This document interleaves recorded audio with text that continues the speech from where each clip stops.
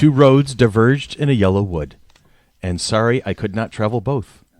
And be one traveler long I stood, and looked down one as far as I could, to where it bent in the undergrowth. Then took the other as just as fair, and having perhaps the better claim, because it was grassy and wanted wear, though as for that the passing there had worn them really about the same. And both that morning equally lay, in leaves no step had trodden black. Oh, I kept the first for another day, yet knowing how way leads on to way, I doubted if I should ever come back. I shall be telling this with a sigh, somewhere ages and ages hence. Two roads diverged in a wood, and I took the one less traveled by, and that has made all the difference. A Road Not Taken by Robert Frost.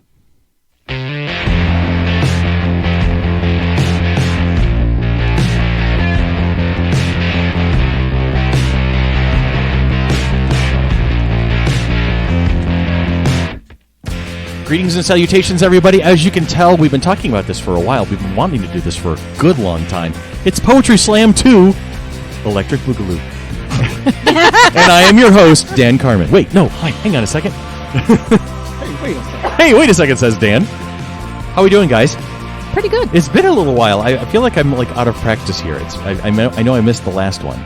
We had fun with the 80s. I'm glad you did. I did listen to it. And we did pay the ransom. Yeah, thank you. You guys come up with some really kind of obnoxious reasons for me not here. You can just say I went out to the wine trail on Cayuga. Well, we didn't know exactly where you were. I didn't find out. I told you. No, I didn't find out until you got to my house that day. That I told you? Yeah. I thought I told you beforehand. I'm sorry. That's you me. said I've got a couple things that I might not be around that weekend. Something's coming up. I'll let you know later. All right. And then 2 days later, you're like, yeah, I'm not going to be at podcasting, and that was it. Okay. So I'm just like, sorry. He's somewhere around New York State. I don't know. I'm going to say that the dog and the cat took him. The cat? Well, yeah, it was Juno the Wonder Dog and Zoe the Fantastic Feline. Where is Zoe? She's not nipping at my ankles for a change of pace. Zach had her a little odd. bit. So That's yeah, odd. I'm just like, I didn't know where you were. She went to run off with Zoe. She went to run off with Juno. That's where she went. There it is. Oh, I like the picture of your game room now because you've got Star Wars curtains and Porg pillowcases and Just things so we're like clear, that. Tiny's actually talking to Ann at the moment and not to me.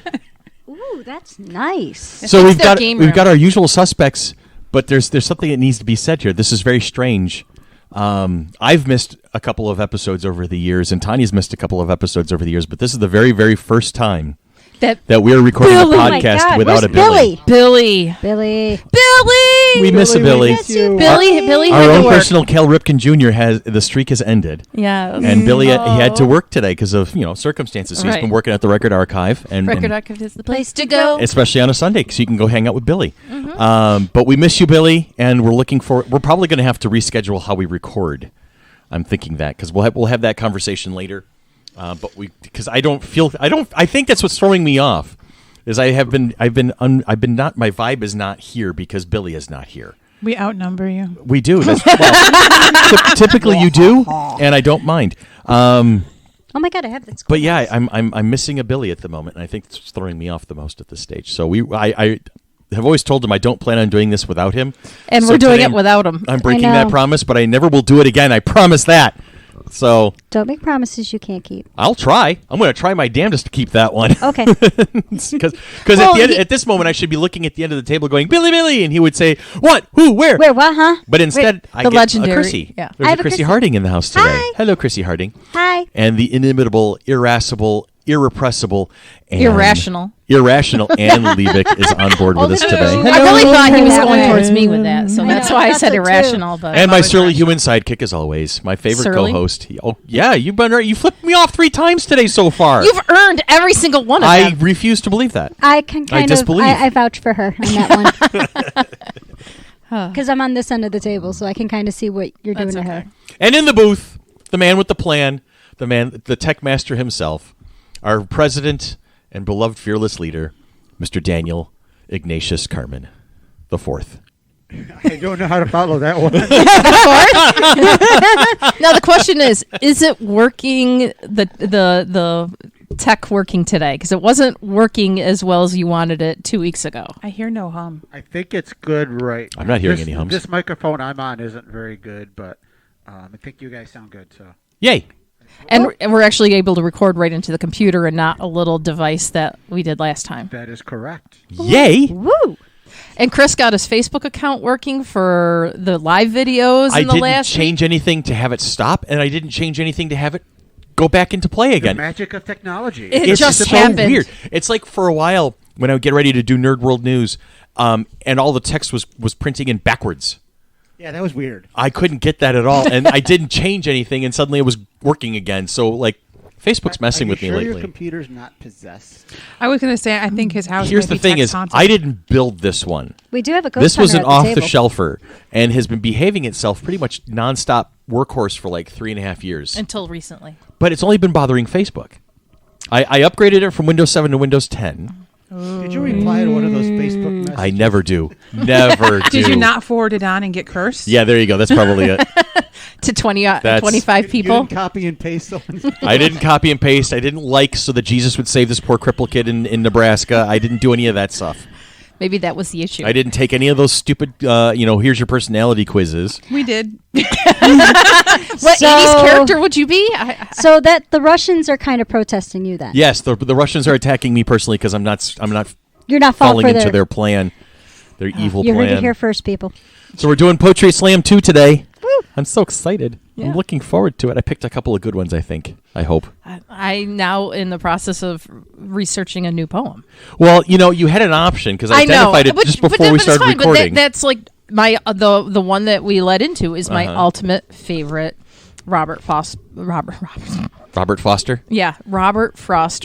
and Mm-hmm. I'm not a Now, is it your- huge poetry fan in general. Let me because backtrack you real quick. Is it your favorite Robert Frost poem, or is it your favorite poem from when you were studying in school? Yes, Okay.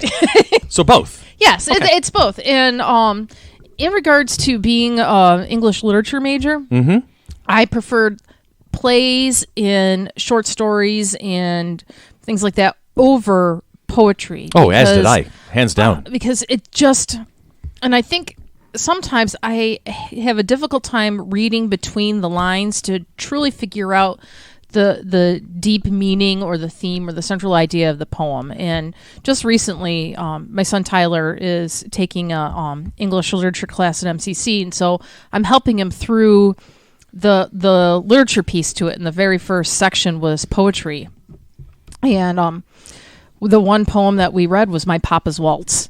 And I think I know that one. it looking at the time frame, if we look at this particular poem from the perspective of 21st century, you would think the kid was being abused.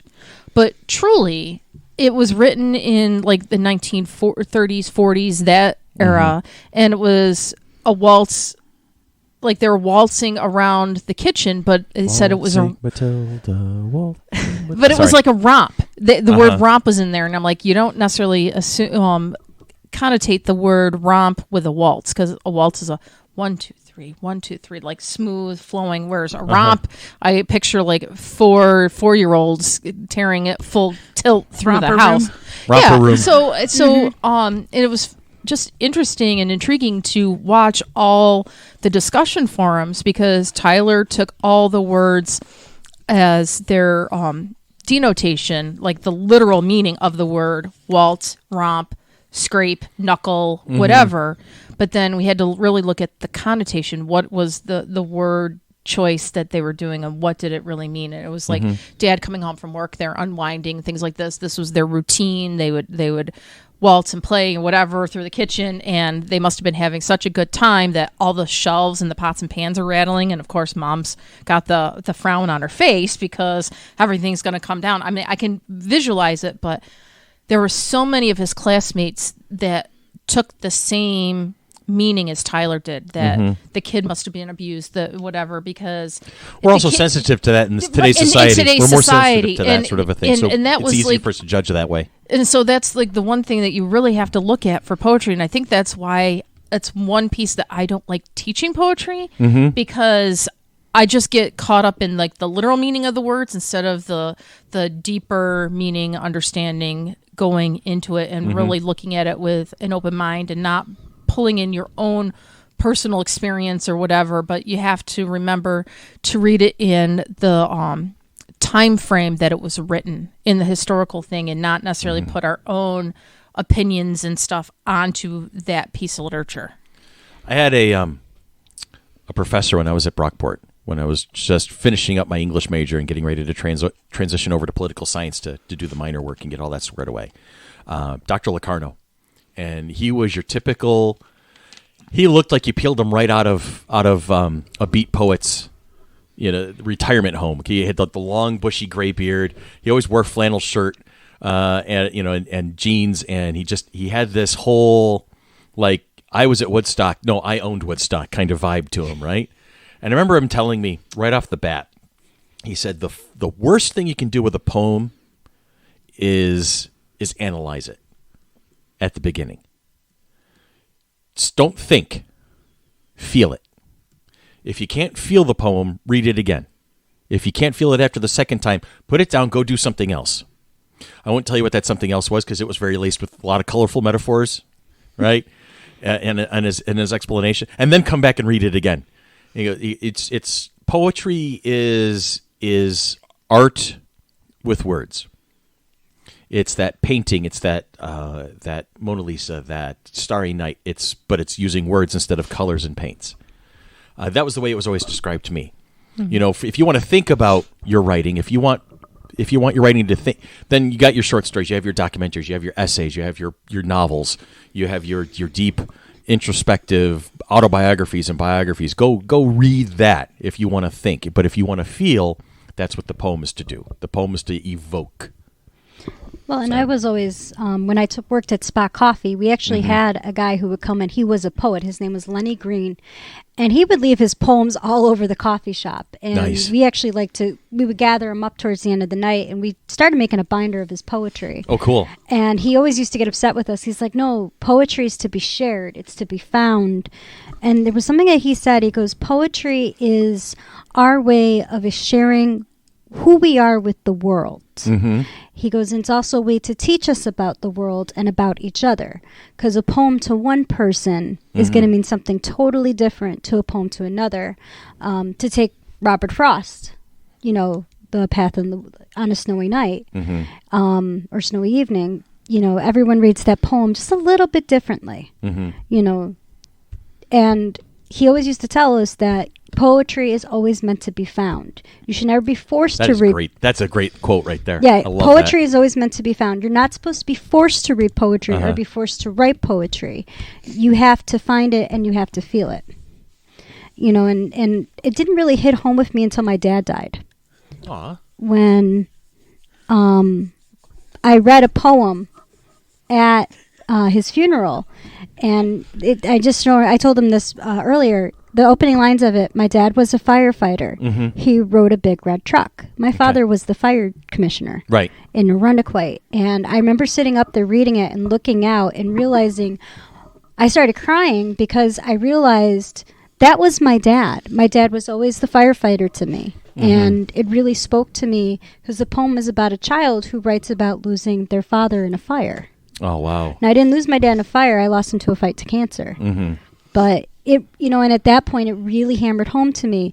Poetry is found. Yeah. You find those poems when you're ready for them. That's cool. Well, poetry for me was a little different. Like, I didn't go to college for anything fun. I was a business major. I got the business brain, the business mind. But we still love just you. as valuable. Oh, are you kidding me? We definitely saved our butts a few times. Well, in high school, I was an art major.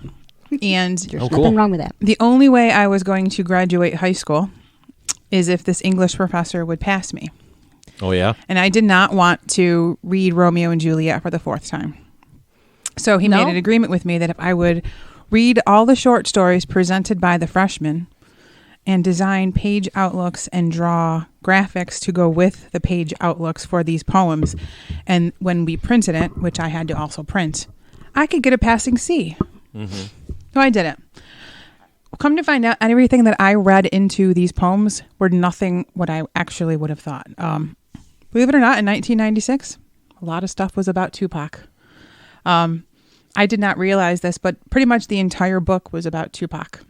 And I did not see Tupac in any of this poetry book that was printed, and so all of mine was pretty messed up. The art was flowery and cool, and saggy pants and weird stuff, and it did not match. So for when it comes to pulling our poems apart, I never know what to think. Yeah. So I just use my own thoughts on it and interpret it my way. Then I go and look up how the writer people. meant it to be, just to compare it, because I'm never the same. Well, but that's good though. And I think later on in the conversation, I do want to talk about how music is poetry in its own way. And I do remember there is a song, and I can't think of. Is it Tupac? No. There's lots of songs out there. Anna Nalick has this song "Breathe," and I remember one of the lyric, and I'm just thinking about it just now, so I didn't have a chance to write that lyric down, but. Hold on, I'll Google. These lyrics are my diary singing out loud, and then like there's a follow-up line saying basically you're going to use it however you want to, so that's kind of that's a take on it. We interpret, we feel differently, we see differently, we think differently. Who was it by? Anna Nalick, Nalick, and it's "Breathe" or 2 a.m. It's a great song. I like how it comes up with anxiety first as you're Googling it. Well, here's what's going to happen. We're going to take a quick break. We're going to do our usual. We're going to drop something in there. And when we come back, we're going to start in earnest. We're going to recite some poems that we've picked out as some of our favorites. And we will begin in earnest our Poetry Slam 2. Coming at you like a spider monkey. Next.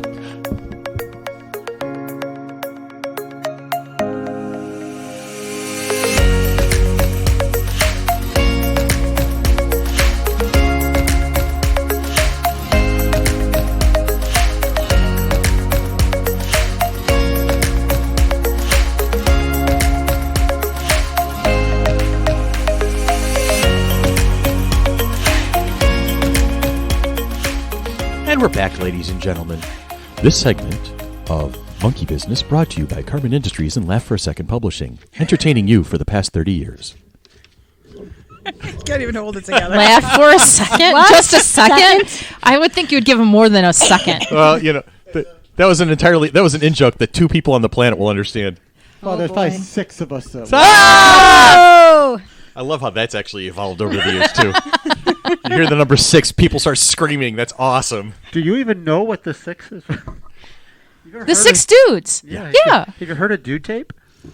I'm scared. Dan, you have files I have all the that dude can be tapes. installed in podcasts. I do. Oh, no. This is I'm something I've been working towards since we scared. came here. Oh. I've been working So 3 towards this weeks? moment. For 3 weeks. Since I knew we were going to be coming to this house, I knew that Oh, this was going to be a thing that had to happen.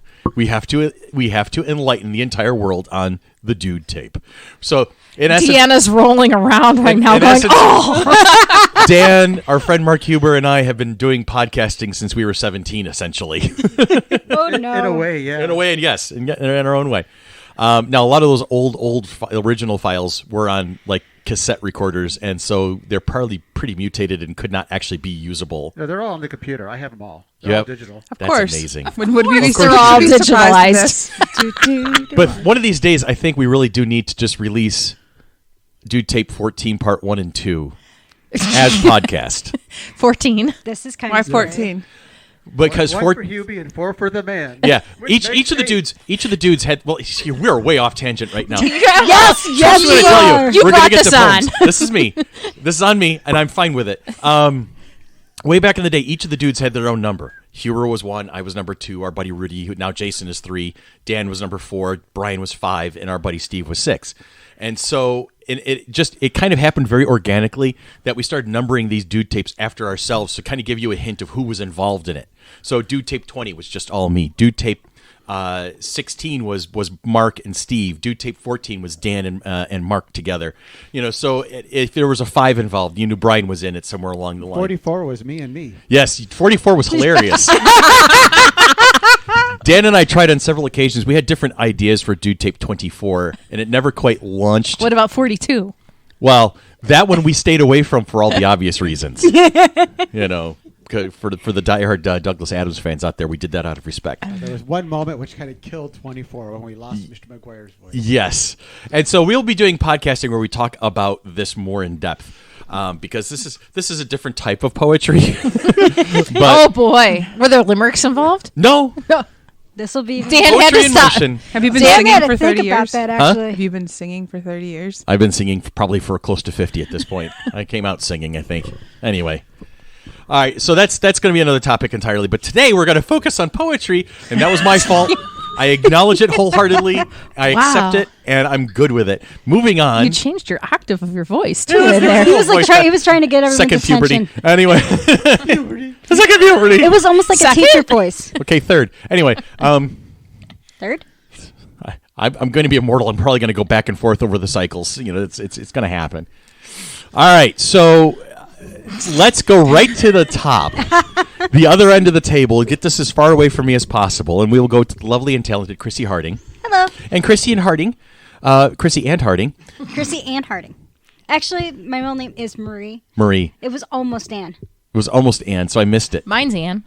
Yours And was that- also Lynn at one point. Yes, it was Lynn. It I was was See, I know supposed to trivia be- about Tanya that not many others do. I was almost a Mackenzie, actually. I was supposed to come out a boy. Mackenzie is a cool name. And they were going to name me Mackenzie after my grandfather. Uh-huh. And, of course, then I came out a girl, and I got named after the blonde on Three's Company. Gotcha. Although I know plenty of female Mackenzies. Well, the thing is, in the 80s or in the 70s or late 70s, it wasn't considered a girl's name back then. Right. And my mom was not willing to start that fight with her side of the family. Here we go. Yeah, So, talk right into Dan was it. telling you, get right up in that microphone. I'm getting right up into the microphone. Molest the microphone. There we go. So So what do you got for us, honey? So I actually have See, I don't write poetry. I write more short stories. Right. My grandfather, who I was supposed to be named after, actually did. So I brought some of his poems with Oh, me. cool. Oh, that is awesome. So these are his poems that he wrote, and he actually had to write a lot because when he was going for his citizens test to become an American citizen, you actually had to do a writing portion of it. And he was from where originally? He was originally from Weymouth, England. Okay. So this is some of the stuff that he wrote as practice, and you're going to see a lot of what was his sense of humor, which eventually was my dad's sense of humor, which eventually became my sense of humor. So twisted properly. So Yeah. now I'm really scared. All right, and Yes, your you should grandfather's be. name was? His full name was Claude Lawrence, known as Mackenzie Harding, because apparently Mackenzie is a nickname for Claude. Interesting. I still can't figure that one out. No, I'm not there with you on that one. I'm sorry No, to I say. wasn't on that one with them either, Okay. but that's what I was told. So Claude, in parentheses, Mackenzie Harding.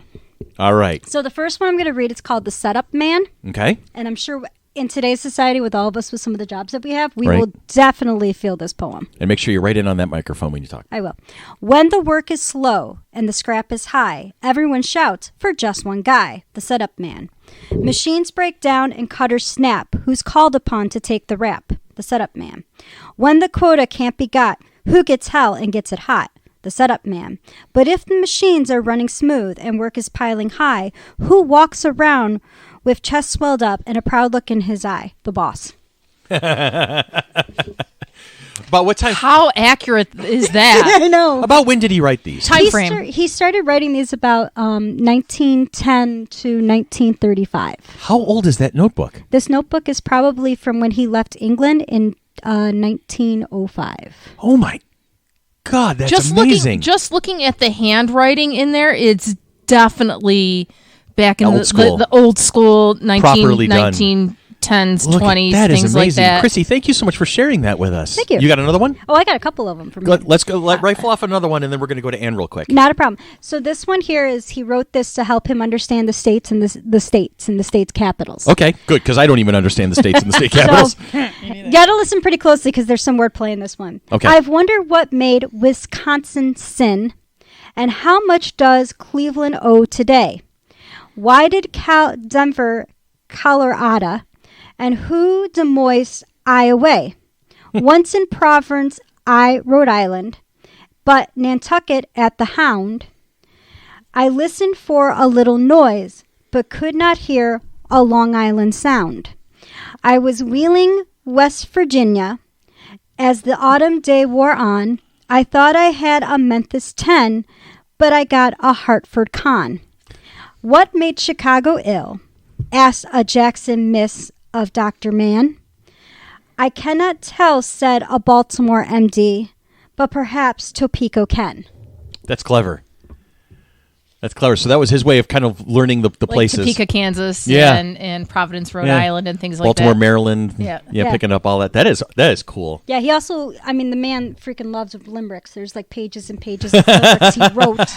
Then I'm cut afraid of those. Well, there's Oh. a newspaper clipping I saw. Yep, this is actually because he grew irises. So all the different iris breeds in New York actually came out of our garden at 78 Russell Avenue. The whole back half of my backyard was nothing but irises, and he crossbred them and everything. He also was one of the people who started the Kodak Club. Oh, wow. Okay. Owning Kodak. He was an engraver for George Eastman himself. So, this was stuff that my grandfather did that we found in all these old notebooks and stuff. Phenomenal. That's so phenomenal. Thank you so much for sharing that with us. That's problem. amazing. All right, Annie Pants. The spotlight rotates. The last person that called me Annie got Was their nose, me. Oh, they got their nose broken. Yeah, well, my nose is still intact, so. You know I love Wow. you. I say it endearingly. So I brought this lovely plaque with me. Yes, I this see was that. like the only poem that I remember from my childhood. Okay. My mom had this hanging above my crib, and then as I got older, I learned to read with it by Okay. like around age 3. Oh, cool. And then this went with me everywhere I went. It's moved with me every time I've moved, and it's always been either on my desk or in my bedroom. Mm-hmm.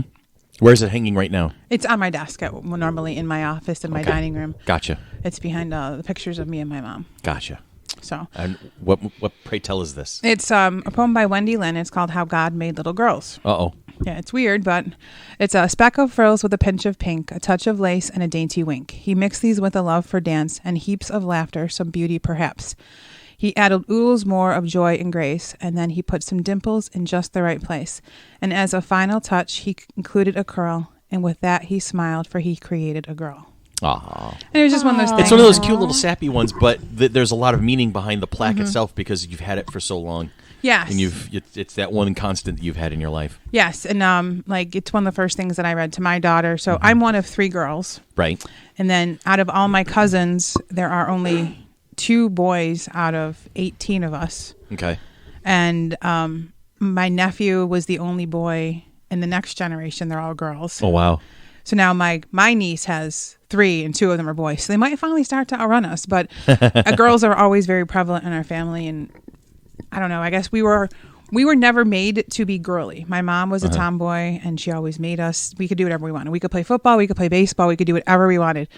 And I have always been the girly one. Gotcha. So I don't know how. Maybe it was the poem, but Poetry changed me. If done right, it can. That's true. well, You ready there, Tanya Fabulous? Yeah, I did. you found one. I did find one, and Well, it's not hard. There's there's literally like millions of poems out there. gajillions out there, and so I went back and decided to read one of the ones that Tyler had to read for class, and Okay. it's called Poetry, and it's by Marianne Moore. She was around from 1887 to 1972. Good for her. That's a nice run. I too dislike it. There are things that are important beyond all this fiddle. Reading it, however, with a perfect contempt for it, one discovers that there is after all, a place for the genuine. Hands that can grasp, eyes that can dilate, hair that can rise. If it must, these things are important not because a high-sounding interpretation can be put upon them, but because they are useful, when they become so derivative as to become unintelligible. The same thing may be said for all of us, that we do not admire what we cannot understand. The bat holding on upside down or in quest of something to eat, elephants pushing, a wild horse taking a roll, a tireless wolf under a tree. The immovable critic twinkling his skin like a horse, that feels a flea, the baseball fan, the statistician, case after case could be cited, did one wish it. Nor is it valid to discriminate against business documents and school books. All these phenomena are important. One must make a distinction, however. When dragged into prominence by half-poets, the result is not poetry. Nor till the autocrats among us can be literalists of the imagination, above insolence and triviality, and can present, for inspection, imaginary gardens with real toads in them. Shall we have it? In the meantime, if you demand on the one hand, in defiance of their opinion, the raw material of poetry in all its rawness, and that which is on the other hand genuine, then you are interested in poetry. That's cool. And it's nice because it's got this flow, and it shows you, poetry. People automatically think everything has to rhyme. You have to have, the word, everything at the end of the sentence has to rhyme, and you get away from that in this particular example. It's flowing, it's imagery, it's talking about a feeling, talking about a sense of it. So I think that's a great way to set it up. And it finds that there's a lot of people that don't like poetry because it doesn't rhyme, it doesn't flow, it doesn't make sense. But and it's sometimes when it's jarring like that is when it's most powerful. That going okay, it's the poetry that's the most heartfelt is when it's something that you can get some type of reaction, emotion, feeling, something you can visualize, something that you can actually touch, and it's tangible and all that type of stuff. And reading this, I'm just like, as you said, we had to read it several times, go back, do something else, come back, read it again. And it's just so powerful because it seems like this author doesn't like poetry, but truly she is a poet and she does like it. And people don't necessarily like poetry unless it's real, something that's real. But it's my first take is it dips more into the visceral. I've been reading this particular poet since I was young, and I got an absolute charge when several years ago during a poetry section in school, my daughter came home and said, "This guy is my favorite poet of all time." She said it at the ripe old wise age of 10, but she knew she liked Langston Hughes. Well, how could you not like Seriously, Langston? He's a monster among the whole thing. He's just amazing. I mean, there's a force of nature in the way he crafts his words, and so I wanted to bring that up because I've always enjoyed his poetry.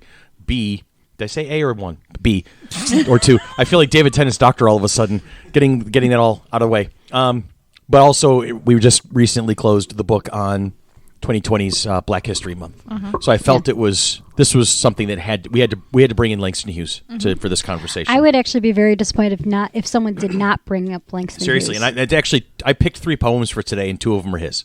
Beautiful. So we're going to start with what is commonly discussed, arguably is his best, Harlem.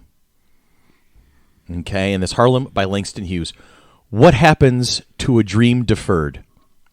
Does it dry up like a raisin in the sun, or fester like a sore and then run? Does it stink like rotten meat, or crust and sugar over like a syrupy sweet? Maybe it just sags like a heavy load, or does it explode? And then you get that rhyming vibe to it, that flow, that rhythm, but the imagery is like this. It's darker and darker and darker, and then bam, it hits you at the end. Does it explode? Does it come out? Does it erupt? It's funny because I pulled it up right now. It says, "Does it dry up like a raisin in the sun?" And you just my son Tyler has to read and watch the play Raisin in the Sun. Yeah. And I just got a couple text messages from him. He's like, we could have read the transcript for Raisin in the Sun. I'm like, it's better to watch the movie because you see it. You're going to see it. You're going to hear it. And that's the thing. He goes, yeah. I plugged in the speakers and the volume's low. And I'm like, turn the switch up on the dial. So I'm like, but you look at it I saw a version of Raisin in the Sun that had James Earl Jones in it. The one that he's watching is the one with Sidney Poitier. Okay, which is just as amazing. It's I think the original one. Yeah, just as amazing. I mean, it's just an incredible story. And it was funny because when you mentioned it the other day, that's what made me think about it. Because I had picked a couple of poems, and I was back and forth on a couple of them. And then when you said A Raisin in the Sun, I remembered Harlem. And I'm like, so thank you for that. You're welcome. I took a whole Harlem Renaissance class at Nazareth for my master's. So it was all like Langston Hughes and a whole bunch of poetry and stories and things like that. Got another quick one, a little ditty one. It's not Langston Hughes. About Jack and Diane? No. I actually got that one. And then I'm gonna I see Chrissy's got herself bookmarked already, so I'm gonna just fire this off. Now I have a couple. I found a website that had the title was 10 of the best modern poems, and it was an article that was published about 2 years ago, and none of the poets actually signed their names. They're all initials and whatnot. So this is a poem called "The Naughtiest Thing," and it was written by T.M. All right, so if T.M. Tanya Metris. I don't think this is you because No? because Tanya Metris? Yeah, you don't understand naughty. I just, You have not been to the Saturday game session. I sent him a picture last night. Yeah. He's Oh, like, did you? Yeah. Yeah. Now you need to come. But it's cute because it's cute and it's an interesting take on an outlook, and it's all about perception. Right? So the naughtiest thing by TM, whoever you are, not Tanya Metris. Now, just you're going to get a kick out of this. This is giggle worthy here. We're already there. Oh, goodness me. Well, I suppose. Gosh, do you know, I'm not quite sure. Nobody is ever perfectly behaved, are they? I mean, I have to confess, when me and my friends used to run through the fields of wheat, the farmers were not too pleased about that. Now, Wait, what? you forget that I grew up in Avon. There's fields of wheat right around You us. don't even know what happens in the fields. So I Yeah. can tell you. well, that's the thing is because Not you near. hear the naughtiest thing, and here we are. We're at the Saturday game session, or we're in our Game of Thrones game session, and we're talking about, lightly mounted, and Yeah. it's mashed potato time. Yeah. Wooden spoons. Wooden spoon. But make me to have blush. something so essentially tame, but it's perspective. That's it. It is tame. It is. It is. You were not expecting that. As soon as I said the naughtiest thing, you guys, oh, here goes. Chris has got that one. Oh, here we go. But it's not. No. Right? Well, it's kind of like But it's it's also- kind of like the clean song. Exactly. But it's also in regards to the time frame it was written. Right. Because my Well, you don't know when that was written. I don't even know when that was written. No, but my mom grew up on a farm and in Canisius, so rural area. And that's why she thinks Henrietta is the city. It is exactly. That's exactly what it is. But I mean, their way of getting in trouble is they had field cars. And they would chase each other or whatever, and they were old, beat-up cars that they would drive through the fields and go over streams and things like that. And all she can tell us is sitting at the dinner table or at a holiday gathering, or when my grandfather passed away, they were telling stories about how her and her brother Steve were in one car, and their friends were in another car. And they got it stuck or something, and all of a sudden they could see Grandpa coming across the field in the long strides, because he was taller than you. Yeah. My grandfather was taller than you, so That's saying something. That is saying something. He was like 6'7" or something, and Woohoo! So he could cover some ground when he he could wanted cover to. some ground. And like my mom and my uncle like just took off like a shot type thing. So talking about Because if he got his hands on him, it was all over. Oh, it was the so, and that was in the 50s, late 50s or early 60s. My Yeah. mom graduated from high school in 65. Yeah. So, so my grandfather's just striding across, or my grandmother would make them pull their own forsythia branch off the thing to be beat. And this is why your mother thinks that East Avenue Wegmans is in the ghetto. Oh my God, what would she think of that tattoo shop I took you to? The one around the corner from my house? Yes, we're not telling her where exactly it was. That's why we brought Sean. Yeah. It smelled amazing. There was I'm a contact sure. So high. hungry afterward. I went and had a piece of pizza at the movie theater and popcorn. Christy, I hit had me the up with munchies. another one. So I'm actually this one's a really short one, but it is another Langston Hughes poem. Okay, cool. And this one, actually, when I first heard it, at the time that I heard it, I was in a very dark place. So this kind of was one of those, like, I'm not alone type thing. Awesome. The calm, cool face of the river asked me for a kiss. Love it. And it's called The Suicide Note by Langston Hughes. Uh-huh. Now, on a happier note, That was funny because I was gonna pull That- up Lady Lazarus by Sylvia Plath, Uh-huh. and that's Oh, I another one love that Tyler. one. I think, Has and read, here's and another it's one. another Sylvia suicide Plath. one. Exactly. But on a lighter note, I want to do I want to do Poetry Slam 3 where we do nothing but read Shel Silverstein. Yay! Yay! Because, well, that's what it reminded me. I mean, not so much the tenor and the If feel you of give it. a mouse a cookie, But here's the thing: is several of his poems were 2, 3, 4 lines, and that's it. Just a quick little observation of something, Yeah. right? And so that's what inspired me to think about it. Because poetry does not have to be 20 to 30 pages. No. I mean, God, the shortest poem in the world is called Fleas, and it goes Adam had 'em. Nice. That is the shortest poem right That's- now in the world. That's hilarious. And I remember when we did poetry in 10th grade, we had Dr. Dettinger, or not Mr. Dettinger, he's literally like, poetry does not have to be more, all it has to be is 2 words. I and actually that's poem. That's not. It depends on how you set it up, because I was in a poetry class, and the guy who sat next to me, he was a philosophy major. His name was Lance or Lawrence or something. I can't remember anymore. But the title of his poem that he presented in class was "My Reaction to Finding Out That My Girlfriend Had Betrayed Me." Ouch. Ooh. Oof. And that was it. The entire poem was ouch. The title was longer than the poem. Exactly. It Well, I think that usually was is. that. I That think was that was the- part of the play- part of the- I think that was the point of the whole poem. But but- Reaction of betrayal. yes. Ouch. Yeah. Well, I wrote one that was called The Cheer, and it was Go Joe. Nice. At which point, like I said, Mr. Denter looked at me and goes, really? I'm like, come on. You gave me a challenge. We can write one for 2020. We can call it Karen. I want to see the manager. Anything. You could do Karen. Yeah. Anything. Yeah. I feel bad for everyone who was given the name Karen when they were born with Right. how it got turned into. Like, I feel so bad for those people. Because Yes. all the Karens I know are nice. Yeah. Not me. Well, most of the ones I know are nice. Yeah. You're not a Karen. Yes, but my my secretary receptionist is. Oh, boy. Anyway, what do you got? What you had another one for me over there? Yep, I have. It's actually Shakespeare. Oh, here we go. It's So a sonnet. It's a sonnet. Nice. It's one of his sonnets, which I think completely accurately talks about all of us. Okay, so 100. I lost track. 64. Yeah, 164. Here's some iambic pentameter for you, baby.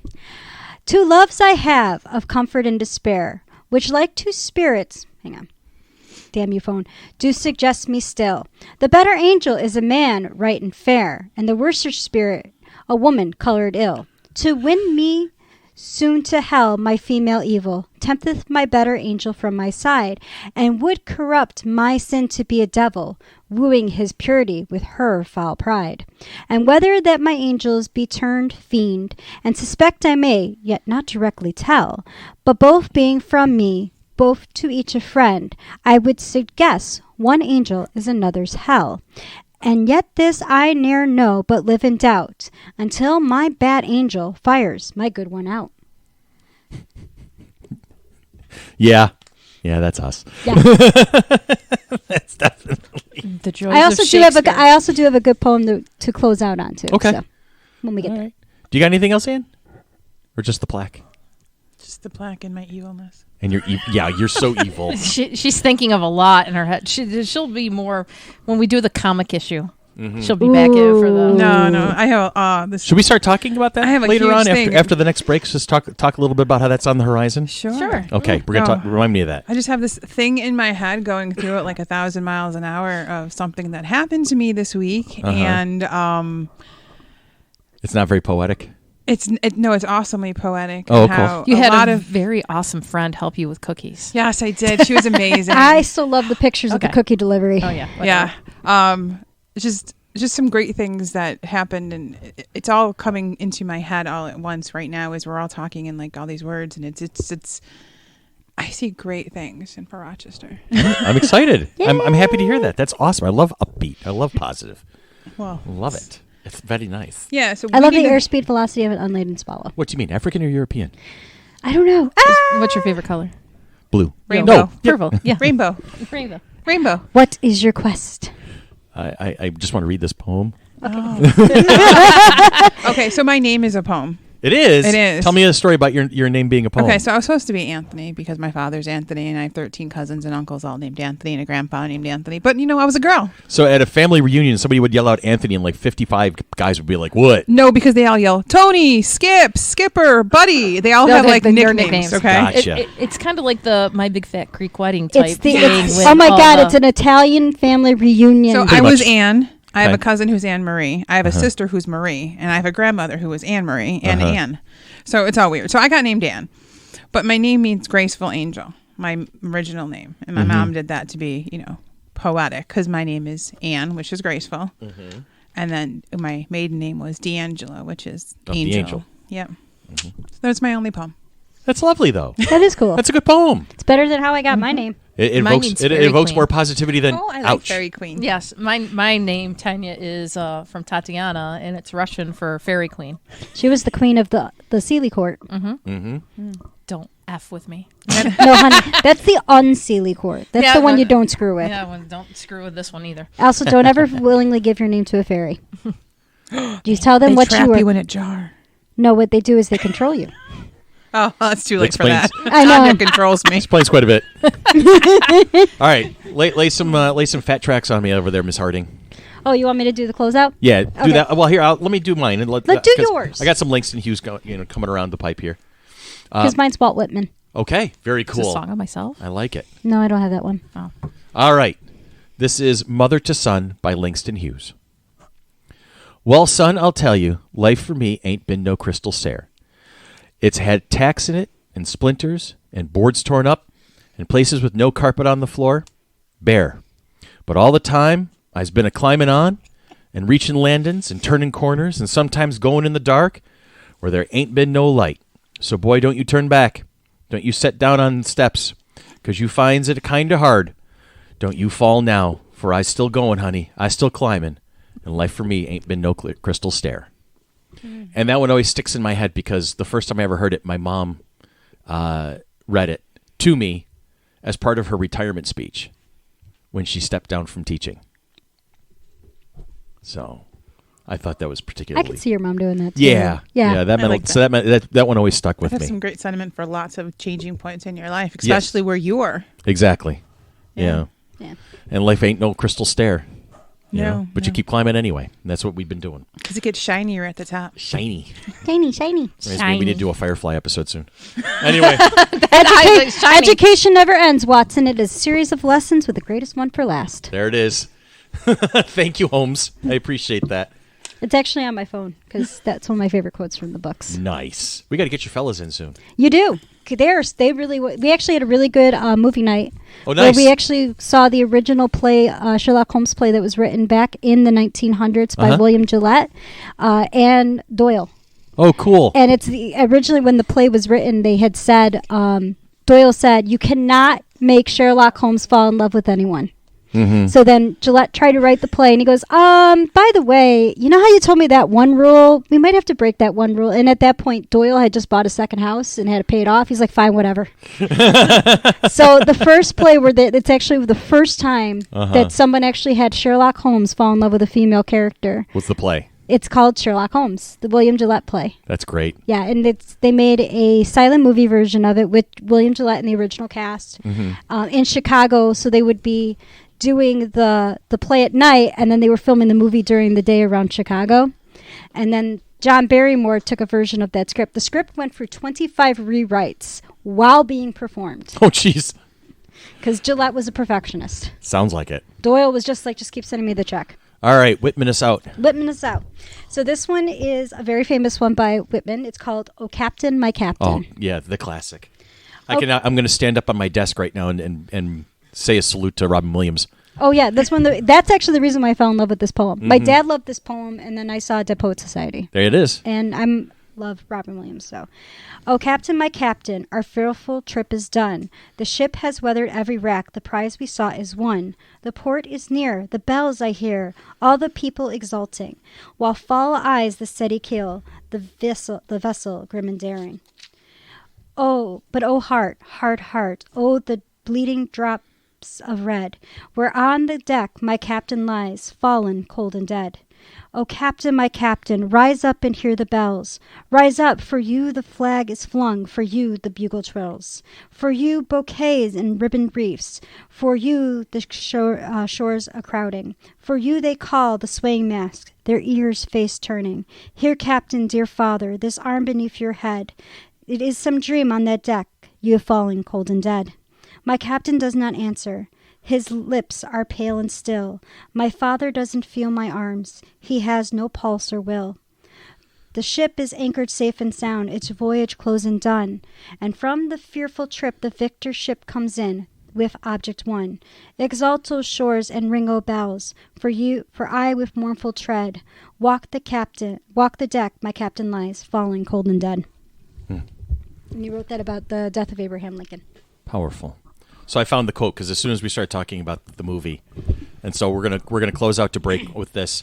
The quote from the movie Dead Poet Society: "Medicine, law, business, engineering, these are noble pursuits and necessary to sustain life. But poetry, beauty, romance, love, these are what we stay alive for."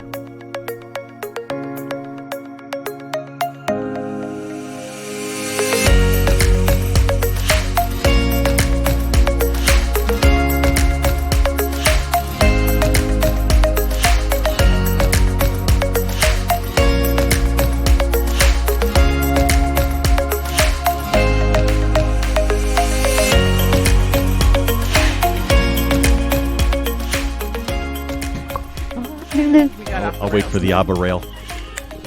I'll wait for the ABBA rail. It's okay. Are we rolling? Are you ready? If you're ready? You're ready. Are you ready? Are you ready that you're ready? I think we're ready. Are you ready being ready? I guess so. I'm ready of getting ready to be All ready. right. Quiet on the set, please. Take 17. Mark 43. Hike. And we're back, ladies and gentlemen, although I'm not entirely certain we are. Something's telling me, something's niggling in the back of my head saying, You didn't realize that we had a group therapy session during this. Wow, that this did last happen. break. That That did really happen. did happen. Yeah, Ann and I both had meltdowns. And Yep, and you just have to go and be like my shirt. what is it? More Yoda.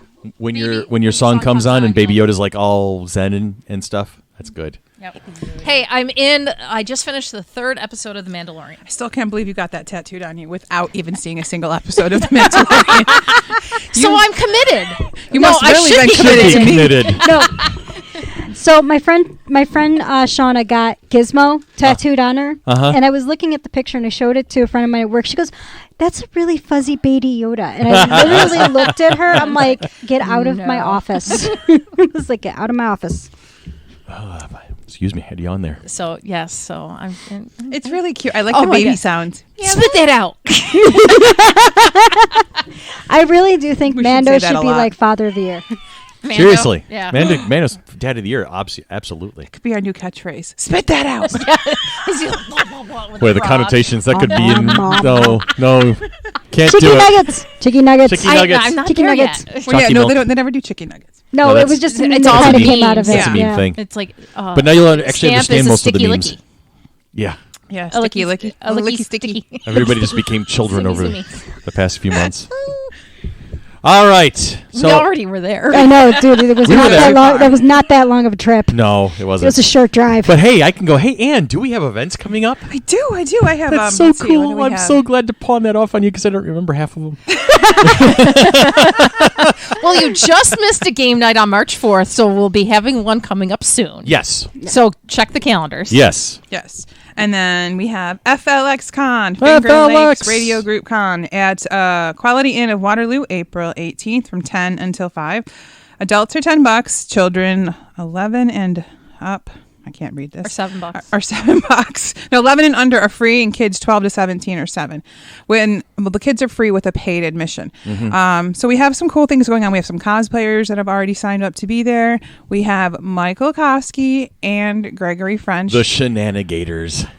You know, we're Their gonna love contracts them. are in, so Yes, yes. we can actually say that. That's awesome. That's official. Their I can't wait to contracts are see in. them. I love those guys so much. They're awesome. We can. They're, again, another season of The Walking Dead. They're in Guardian. Well, Michael was in Guardians of the Galaxy Galaxy. 2. But there's been a lot of stuff. Plus, the originals. He was in Captain America Civil War. I think I just love the stories that you guys have Oh my from when he God. came when he was Greg here. Greg promised that he would not Uber to your house? Uber to my house. I said that would be an awfully long, expensive Uber Uber, trip. yeah. They're a little farther away now. Yes. Yeah. Yeah, we figured it was a little safer to have them a little farther away this time. That has to be the all-time best Now- behind-the-scenes now, picture ever. we were it's talking about- Michael, it's Greg, And Josh Herdman. and Josh Herdman from Harry Potter. And Josh is just kind of sitting there looking Like- off in the distance like he's on an album cover going, why am I here? In In front of Tanya's house. front of They're all- Tanya's house. And it's funny because we were just talking about that last night, yeah, and we were. my husband's like, "I am so sad that they didn't come ring the doorbell. I would have invited them in for drinks. Oh, come on, I would have hung out with them. I didn't even realize that they were here." I'm like, That's "Yeah," and I was at the Blue Cross All-time Arena. favorite behind no, the scenes, FC3 the behind the scenes convention picture center. ever. See, I would have been the person if I was one of them. It's They were knocked her on the fault. door, and I would have been like, "Hi, is Tanya home? Can she play? Yeah. Can Tanya come out? Can and Tanya play? come out and play?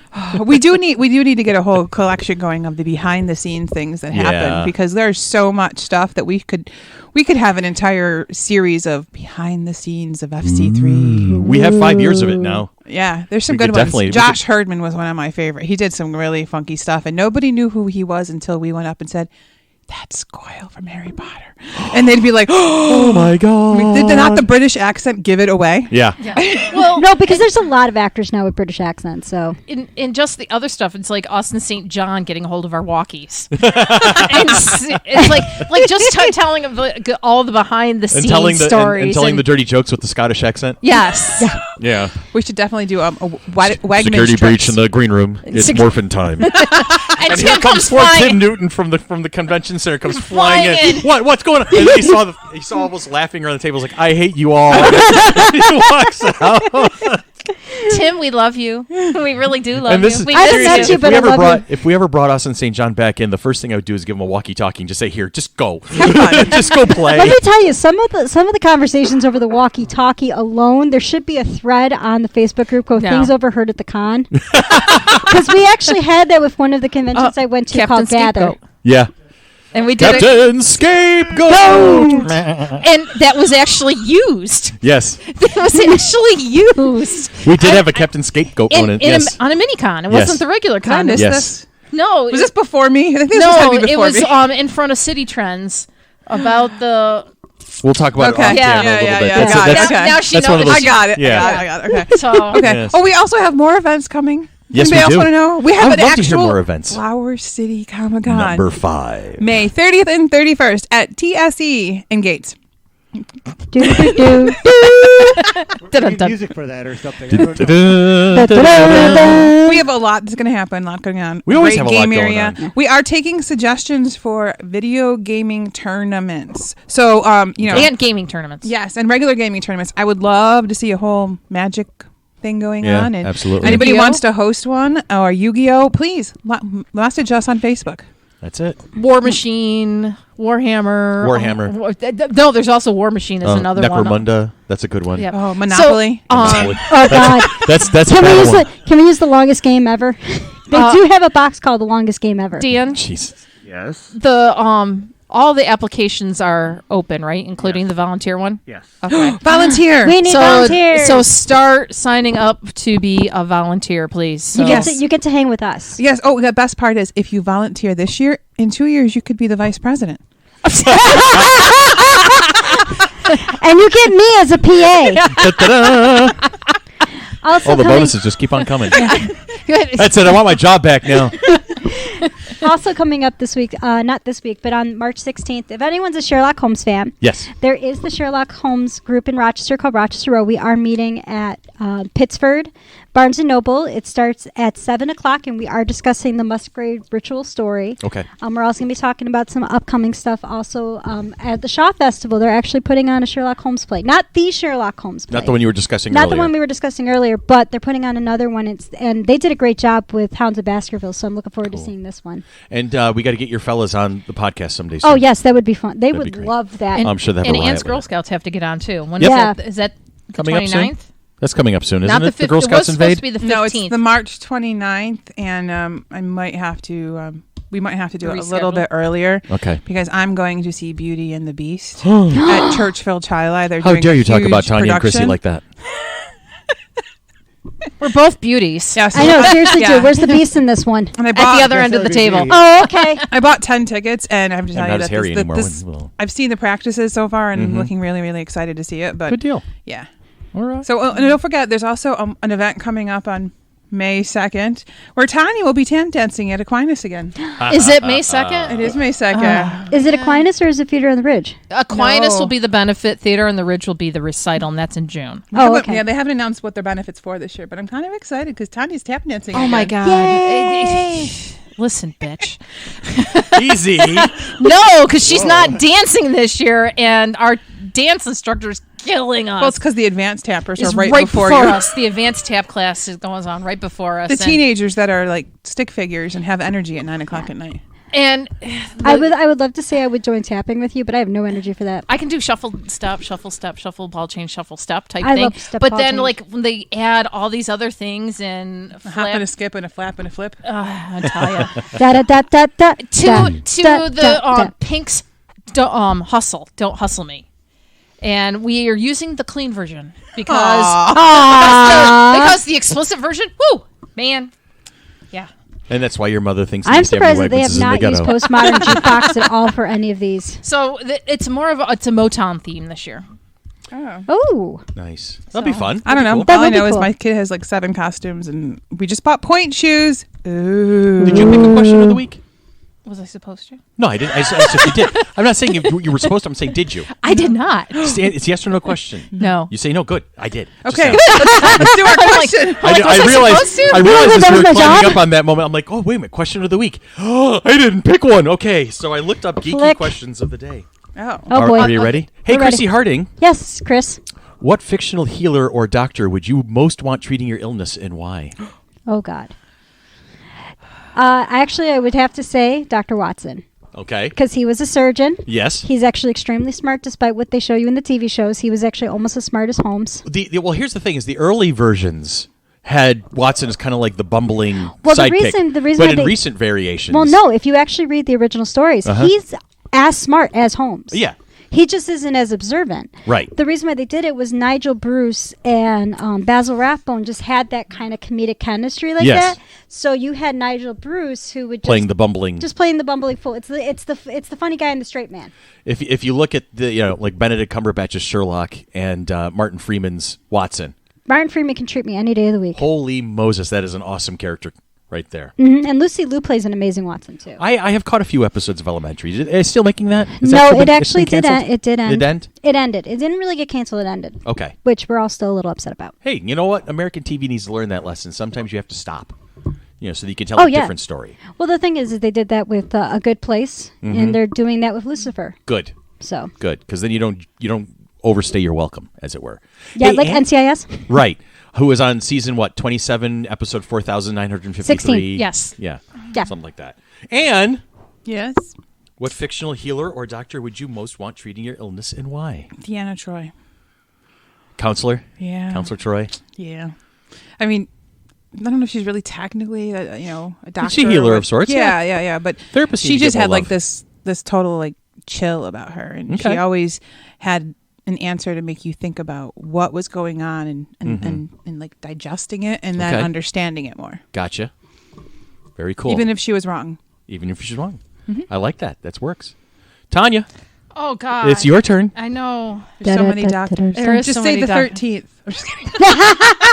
Well, I ordered a David 10 and a 13 bear the other day. I ordered both, and I didn't get through Build-A-Bear. I got it through the Hoovian store because Build-A-Bear's out of stock. Yes.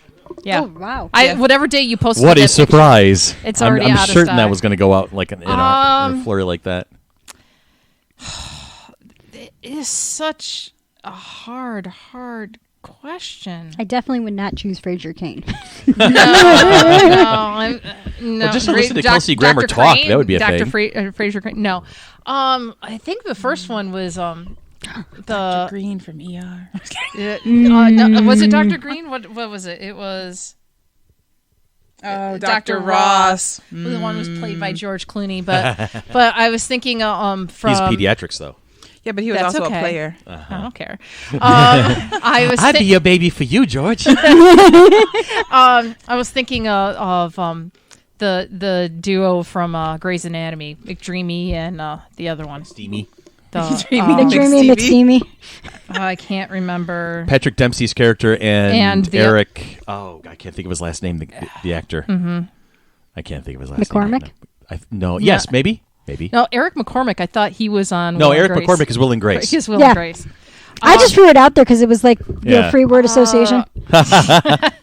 I can't remember the other name. Oh my god! But the two male doctors from Grey's Anatomy. Okay. I'm surprised nobody has said like Hawkeye Pierce or anyone from You know what? MASH. I never watched MASH. Neither did I. Love that show. That is an amazing show. I did get to play Hawkeye in the theater version. I would say I loved probably if I could not have Watson, I would probably do Sherman Potter. Okay.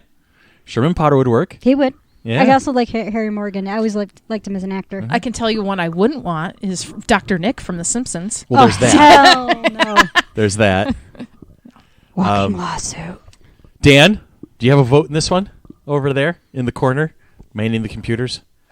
Which healer or fictional healer or doctor would you like treating your illnesses? And I don't know, because I can't think of any offhand except for like going to Star Trek or something.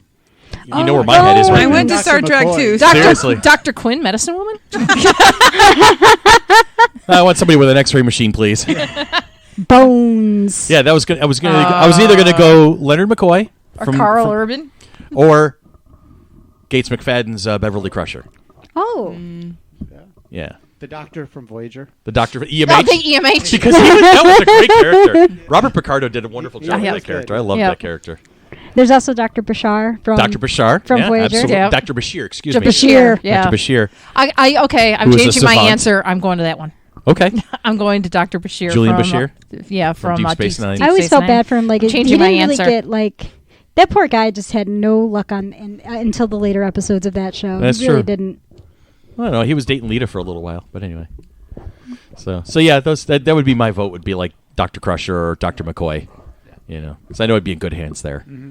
So I like how most of us were just like, we want the one that's the most competent. Like, no one went for cute ones. We went for which ones. Hello? Dr. Crusher, come on, No, but Not I for mean, me. But redhead. But no, but I mean, like, we're all like, yeah, because they'll know what they're doing. Then Yes. we're like, oh, then they're also kind of cute. Yeah, that works. So it sounds like we've wrapped Or what up. about, was it What? the scientist Alice from Dr. Marcus Dr. from the E- Star Trek reboot, Uh-huh. Alice Eve. She's more of a engineer and a physicist than a medical doctor. Although I'd like to see her take a crack at it. I'm good with it. You know? want her to examine you. Right? But no, I don't have a whole lot of faith in her medicine skills, to be honest. Sorry to say. I mean, as a scientist, sure, no problem. But holy crap, no, that's not not that. Anyway, suddenly she blows my leg off instead of fixing it.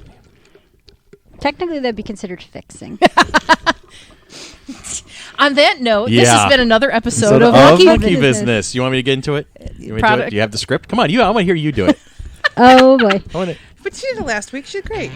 This has been Monkey Business, a product of the Mighty Monkey Corporation, purveyors and producers of the Flower City Comic Con, coming at you like a spider monkey, May 30th and 31st at the Total Sports Experience in Gates. Follow us on Facebook, follow us on Twitter, follow us on Instagram, follow us wherever we go, and we will do what? Lead you where the entertainment is. Bingo. All you guys have a great week. We'll see you again soon. Take care. I forgot that one. Yeah, I forgot that part. Often. We still love you, isn't it? It's all good. Well, that's nice. So,